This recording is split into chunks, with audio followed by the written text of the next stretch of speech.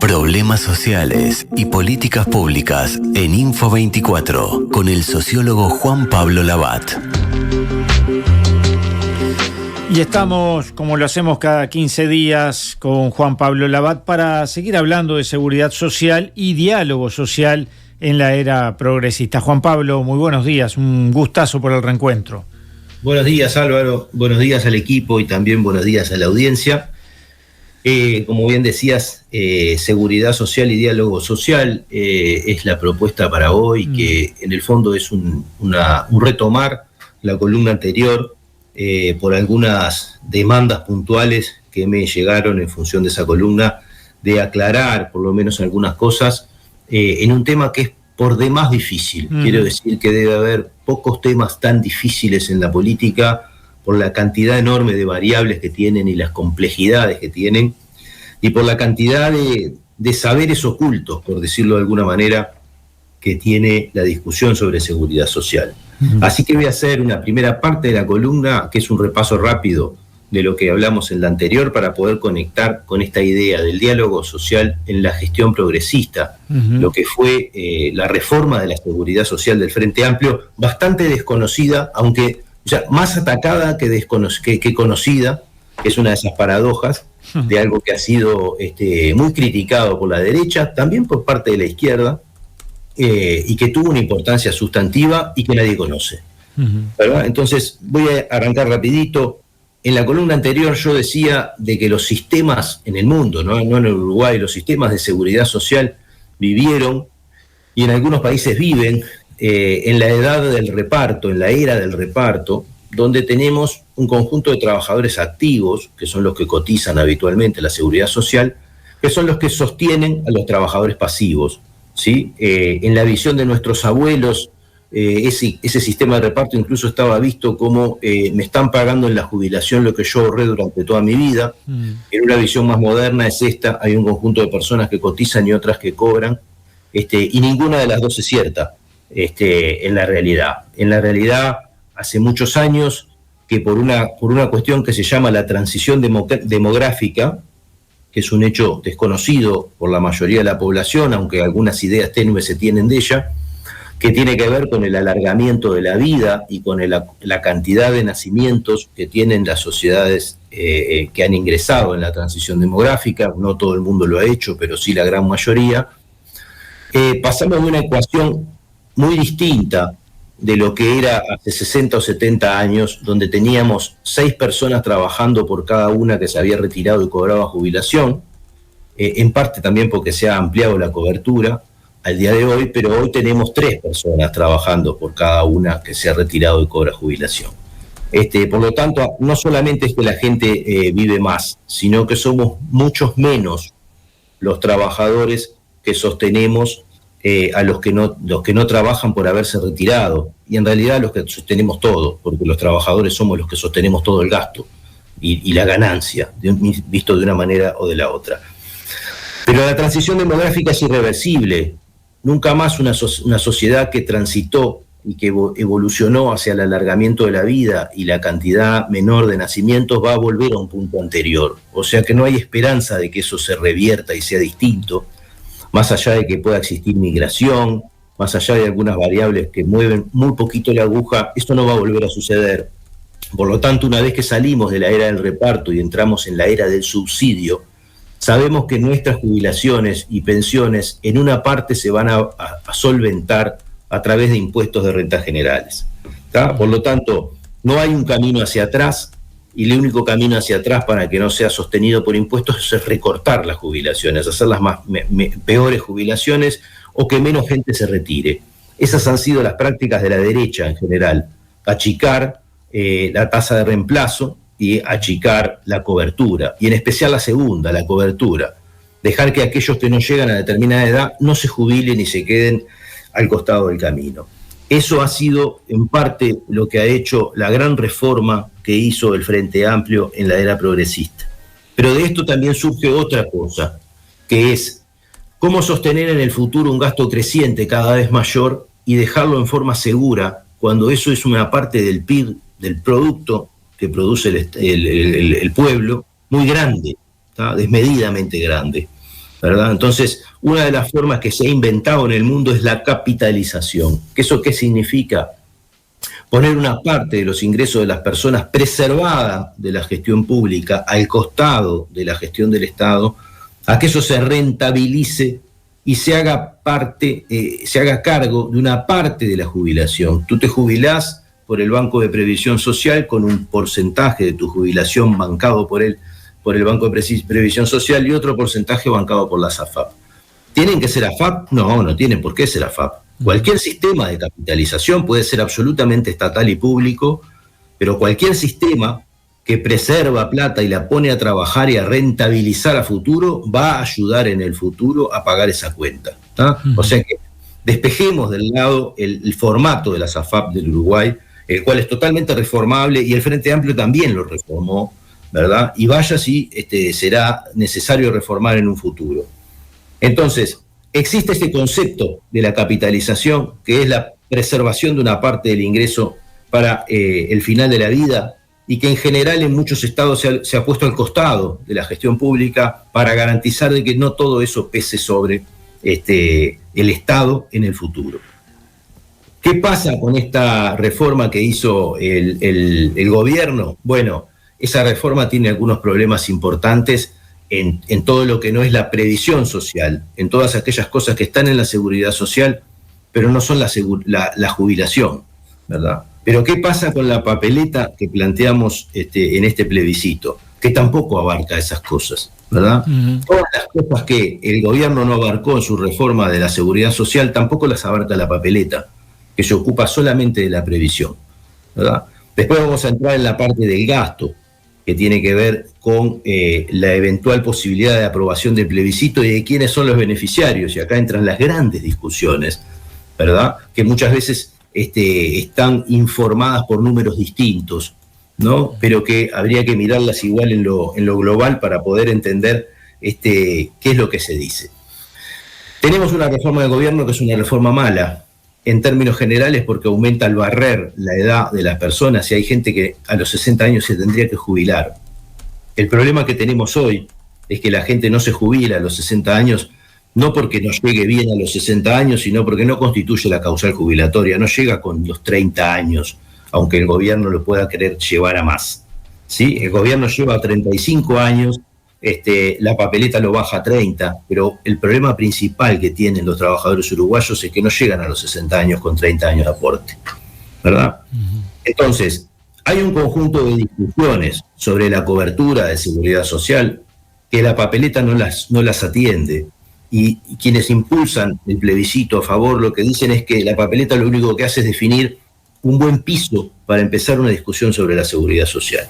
Sobre el final voy a aclarar por qué esto no me parece un buen piso en absoluto y que tiene que ver un poco con el gasto que va a traer de una manera o de otra.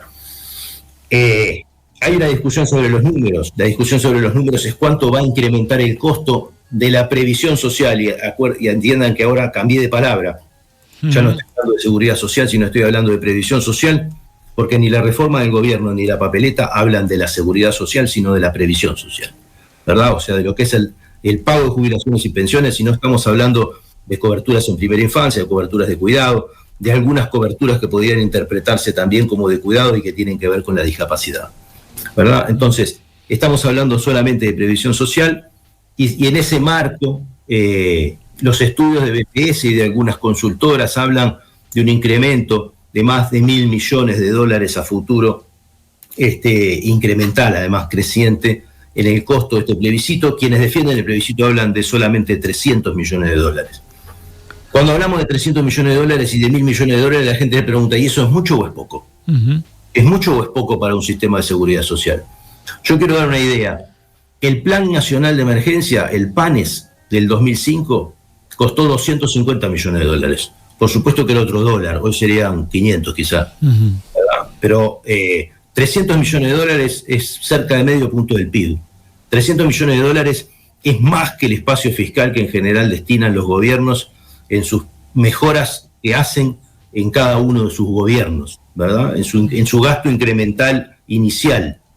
$300 millones es lo que es un poco menos de la mitad de lo que tendría, un poco más de la mitad, perdón, de lo que podría llegar a disponer un próximo gobierno progresista si hiciera un ajuste macro que le permitiera realmente tratar de remediar un montón de situaciones que ninguna es la previsión social. Estamos hablando de la primera infancia, estamos hablando de la salud mental, estamos hablando de las prioridades que puede definir un gobierno. Por lo tanto, 300 millones de dólares es un montón de plata, ¿verdad? Que está colocada, además, en un lugar que no necesariamente es lo que podríamos definir hoy como la urgencia inmediata.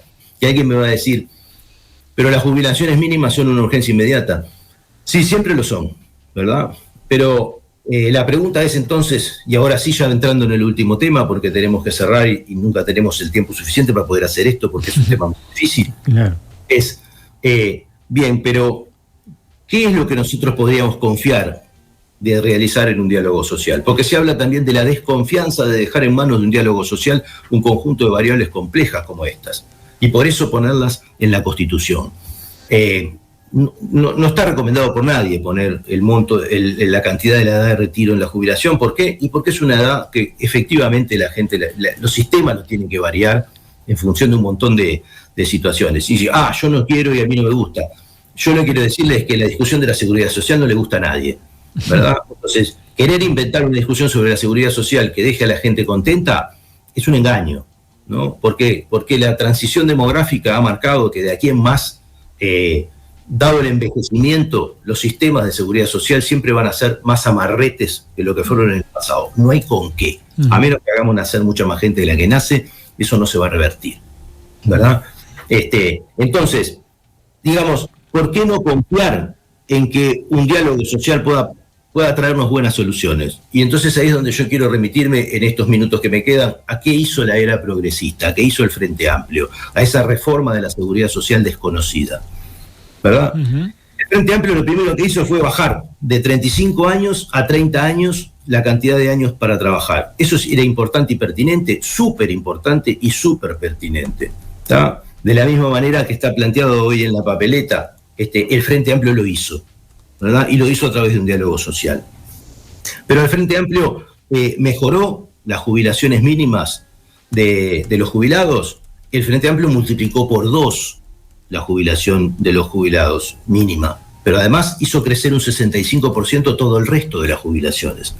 Así que no se puede decir que del diálogo social y de la política progresista no se dedujeron excelentes mejoras, más ambiciosas incluso que las que están planteadas en términos de mejoras de las jubilaciones, además de lograr cobertura para sectores que nunca estuvieron cubiertos por la regulación del mercado de trabajo, ¿verdad? Entonces, tenemos esas dos cosas que son sustantivas, que marcan un hito en la historia, es que en los gobiernos del Frente Amplio se pasó de 360.000 jubilados y pensionistas a 460.000. Hay 100.000 jubilados y pensionistas más, solamente jubilados, más que los que había antes de los gobiernos del Frente Amplio. Ese aumento del 30% de la cantidad de gente que se pudo jubilar fue la flexibilización de las condiciones, ¿sí? Dado el aumento del concepto de jubilación por edad avanzada, ¿no? Que es llegar a los 65 años, pero con 25 años de trabajo, ¿no? Entonces, yo creo que la transformación, por lo menos a nivel demográfico, del sistema de seguridad social, de lo que significa la cantidad de gente que pudo lograr el estatuto de ser jubilado, es enorme. De hecho, ha sido fuertemente criticada por la derecha por ser demasiado generosa, ¿verdad? Entonces yo lo que me planteo es, ¿cuál es el sentido de definir este piso de discusión cuando este piso de discusión en realidad es muy dudoso, de muy dudosa posibilidad, es de una competencia durísima con el margen de gasto que es necesario utilizar para atender otras cosas que también son urgentes, y yo diría que en algunos casos más urgentes, porque el problema futuro más grande que va a tener este país es la cantidad de gente que no pueda jubilarse, y por lo tanto abarcar la discusión de la seguridad social y no de la previsión social de la parte no contributiva, ¿tá? Que tiene que ver con todos estos otros asuntos que hablamos, de discapacidad, cuidado, niñez, y demás cuestiones, en un escenario de mercado de trabajo incierto, ¿verdad? Entonces, no es buena cosa definir este piso fijado además en la Constitución en estos parámetros que están planteados.